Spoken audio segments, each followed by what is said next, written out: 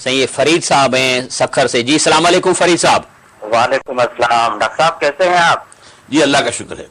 Doctor صاحب بہت خوش قسمتی ہے کہ میں آپ سے بات کر رہا ہوں اور ہمارے مہران چینل پہ آپ آئے ہیں. آپ کا بہت شکریہ. ڈاکٹر صاحب سوال کچھ یوں ہے میرا کہ ہمارا ملک اسلامی فلاحی ریاست ہے اور ہمارا حکمران بھی قرآن اور سنت کا ہونا چاہیے جو اس پہ خود کاربند ہو.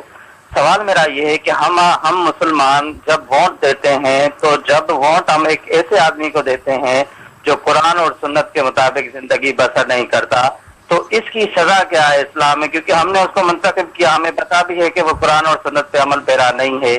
ایک تو میرا سوال یہ ہے کہ ان ووٹرز کا کیا اسلام میں ان کے لیے کیا حکم ہے, کیا سزا ہے؟ اور دوسری یہ ہے کہ ہمارے دین اسلام کے اندر سالانہ طور پہ ایئرلی جو آج کے دور میں زیادہ کچھ ہو گیا ہے کہ پیدائش, وفات یا شہادت کو با ایئرلی منایا جاتا ہے, یہ اسلام کے روح سے کیسا ہے؟ کیا یہ صحیح ہے یا غلط ہے؟ دیکھیے سب سے پہلی بات جو آپ نے فرمائی تھی وہ غلط تھی کہ ہماری ایک ریاست اسلامی فلاحی ریاست ہے جو کہ نہیں. آپ نے ایک غلط اس کی پکچر پیش کی جو کہ وہ نہیں ہے. وہ اگر ہوتی تو یہ مسائل پیدا ہی نہ ہوتے جو آپ بیان کر رہے ہیں. وہ تو ریاست نہیں ہے, ریاست اس رخ پر نہیں گئی ہے. ہم نے وہی 1935 کا جو قانون تھا اسی کو لے کر جو ہے آگے بڑھا کر اسی کا اپنا نظام بنا رکھا ہے. نظام پورا کا پورا وہی ہے جو انگریز چھوڑ گیا تھا. پوری ہماری معیشت سود کے اوپر ہے, بینکوں پر ہے, جس کے بارے میں علامہ اقبال کہتا ہے این ملوک این فکر چالاک یہود.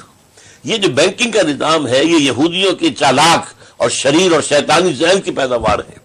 نور حق پر سینہ آدم ربود, اس نظام نے انسان کے اندر اللہ نے جو اپنا نور رکھا تھا, روح رکھی تھی, نفخت فیہ من روحی, وہ نکال کر باہر کر دیا. تو یہ نظام ہمارا خراب ہے. البتہ یہ بات صحیح ہے آپ کی کہ اگر کوئی ووٹ دینے کا کسی کو موقع ملتا ہے اور وہ دیانت ووٹ میں تو مجرم ہے, بددیانتی کا مجرم ہے, اللہ کے ہاں سزا پائے گا. اگرچہ یہ کوئی کاگنیزیبل آفنس نہیں ہو سکتا آپ کے قانون کے تحت, جسے آپ کہتے ہیں کہ قابل دخل اندازی پولیس کو معاملہ, لیکن اللہ کے ہاں اخلاقی طور پر تو یہ قانون جو ہے یہ جرم ہے اور اس جرم کی سزا دینی پڑے گی. تو اس حوالے سے لیکن یہ کہ اصل میں تو نظام کے بارے میں فیصلہ کرنے کے لیے ہمیں ایک انقلابی تحریک اور اس کے لیے انقلابی قربانیاں دینی ہوگی جس کے لیے ہم خود تیار نہیں ہوتے. اور ڈاکٹر صاحب یہ اس کا دوسرا بھی سوال تھا کہ یہ سالانہ جو یہ جشن منائے جاتے ہیں مختلف اوکین کے, اس کی شرعی؟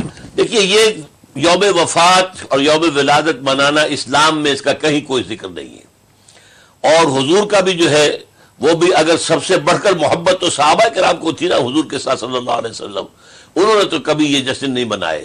یہ ہم نے در حقیقت دوسروں کی نقالی کی ہے. عیسائی چونکہ حضرت عیسیٰ علیہ السلام کا وہ بڑا دن مناتے ہیں اور جو اسی طریقے سے اور دوسری قوموں کے اندر ہے, تو ہم نے بھی ان کے دیکھا دیکھی جو ہے یہ چیزیں ایجاد کر لی ہیں, ورنہ ان کا کوئی تعلق نہیں ہے, دین سے کوئی تعلق نہیں. جی